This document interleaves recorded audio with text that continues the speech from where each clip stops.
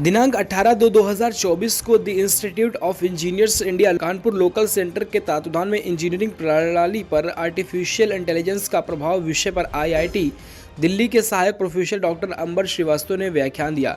इस अवसर पर श्री हृदयेश श्रीवास्तव द्वारा रचित श्री राम कथा का विमोचन किया गया, जिसमें रामचरितमानस के समस्त अध्यायों कांडों के काव्य के रूप में प्रस्तुत किया गया। इस अवसर पर कार्यक्रम के प्रारंभ में संस्था के चेयरमैन प्रोफेसर मुकेश कुमार सिंह ने सभी सदस्यों एवं अतिथियों का स्वागत किया और इंजीनियर रमाकांत ने अतिथि व्याख्याता का परिचय सभी प्रतिभागियों से कराया। डॉक्टर अंबर श्रीवास्तव ने अपने व्याख्यान में बताया कि कैसे इंजीनियरिंग सिस्टम में आर्टिफिशियल इंटेलिजेंस के एकीकरण से पारंपरिक प्रक्रियाओं में क्रांति आई है और सिस्टम की दक्षता में वृद्धि हुई है। एआई डिज़ाइन, सिमुलेशन और रखरखाव का अनुकूलित करता है, जिससे अधिक मजबूत और अनुकूली है, जिससे इंजीनियरों का ऐतिहासिक डेटा के आधार पर सूचित निर्णय लेने में मदद मिलेगी। हालांकि एआई के बढ़ते उपयोग के साथ नैतिक विचारों व डेटा गोपनीयता जैसी चुनौतियां उत्पन्न होती हैं। उदाहरण के लिए एआई प्रौद्योगिकी को व्यापक रूप से अपनाने से कुछ उद्योगों में नौकरियों में विस्थापन हो सकता है। उचित और सामान्य परिवर्तन सुनिश्चित करने के लिए स्वचालन के सामाजिक व आर्थिक प्रभावों को संबोधित करना होता है। श्री राम कथा का विमोचन। तकनीक व्याख्यान के बाद वयोवृद्ध साहित्यकार श्री हृदयेश श्रीवास्तव की पदों में लिखी संक्षिप्त रामकथा का विमोचन इसी संस्थान में दोपहर 12:30 बजे किया गया। कार्यक्रम में मुख्य अतिथि व अंतर्राष्ट्रीय साहित्यकार डॉक्टर सुरेश अवस्थी ने श्री रामकथा को अत्यंत उपयोगी बताते हुए कहा कि अवधि के स्थान पर खड़ी बोली में होने के कारण पूरे हिंदी भाषी क्षेत्र में लोकप्रिय होगी। अध्यक्ष श्री श्याम सुंदर निगम ने श्री रामकथा को एक आमजन के हृदय उद्गार बताया। विशिष्ट अतिथि श्री जयराम सिंह जय के ने रामकथा के भाव पक्ष को अत्यंत सरल एवं गाह्य बताते हुए कहा कि यह आम लोगों द्वारा पसंद की जाएगी। विशिष्ट अतिथि कवि लोकेश शुक्ल ने रामकथा की ज्ञता को महत्वपूर्ण बताया। उन्होंने कवि के कवित्व को जन उपयोगी एवं राम नाम की महिमा को सरस बनाने की क्षमता वाला बताया। विशिष्ट अतिथि प्रोफेसर मुकेश कुमार सिंह ने बताया कि रामकथा में श्री राम के त्याग राजधर्म को सहजता से छंदबद्ध किया गया है। अंत में धन्यवाद इंजीनियर राकेश श्रीवास्तव ने किया और राम वंदना श्रीमती प्रकाशिनी श्रीवास्तव ने की। कार्यक्रम का संचालन कार्यक्रम संस्था के चेयरमैन प्रोफेसर मुकेश कुमार सिंह ने। कार्यक्रम के अंत में the institute of engineers India Kanpur local centre के सचिव इंजीनियर राम अवतार दीक्षित द्वारा धन्यवाद प्रस्ताव किया गया। इन दोनों कार्यक्रम में संस्था के सदस्यों ने बड़ी संख्या में भाग लिया।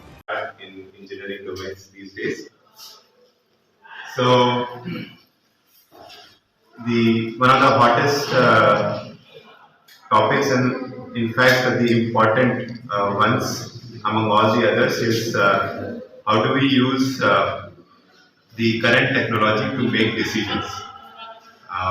We have a lot of data because we are using phones, we are connected using internet, we are buying everything online, we are watching videos online, we are listening to all those things over the internet. So there's a lot of data that gets generated out of this browsing the internet. And then what we want to do is, can we make use of this data to make important decisions about our daily life. So that is what artificial intelligence is. That is what machine learning is. So why do we call it artificial intelligence? Of course, because there is a computer behind all these decisions that we make.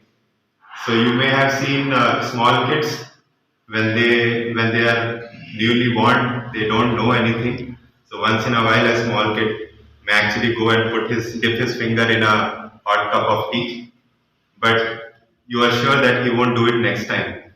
So slowly and gradually, by making mistakes, by looking around himself, he learns.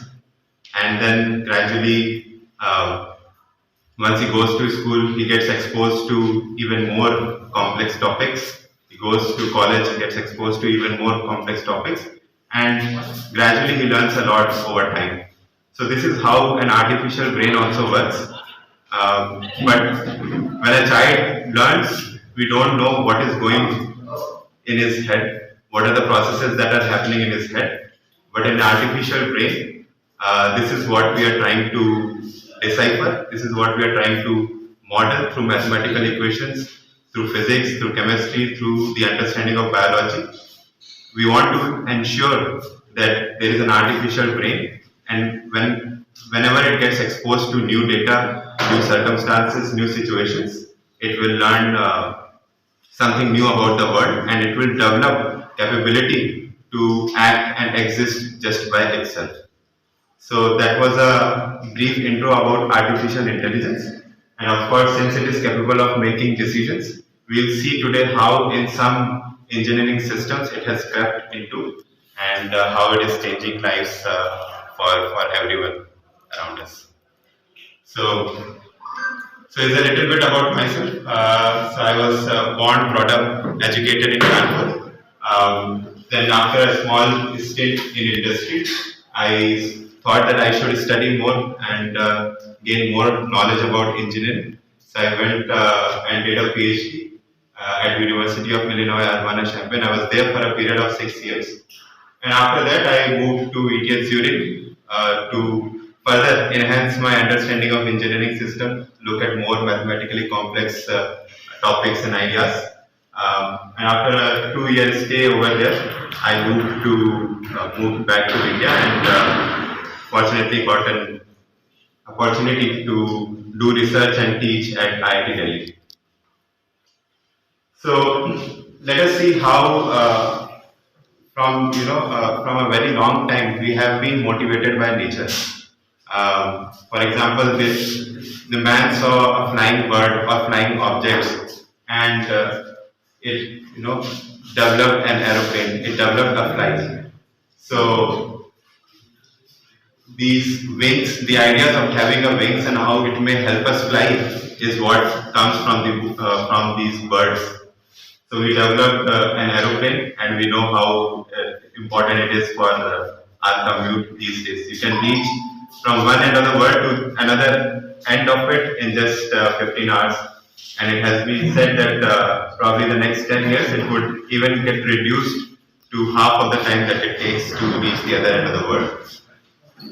If we, here is another example. So we have seen the dogs running, and based on how the skeletal system of the dog works or a horse works, we have been able to develop robots that mimic how these creatures operate. And just by using a lot of intelligence, a lot of artificial brain, and also, of course, the understanding of physics and mathematics, people have developed this robot that is capable of doing many different tasks.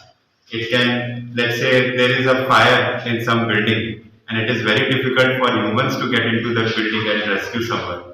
So in that case, we'll have these intelligent robots that can do the task for us.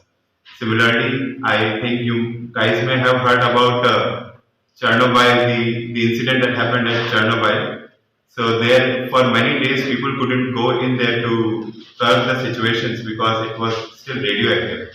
So at that time, if we had these artificial robots, we could have sent them in and rescued or toned down the entire situation a little bit.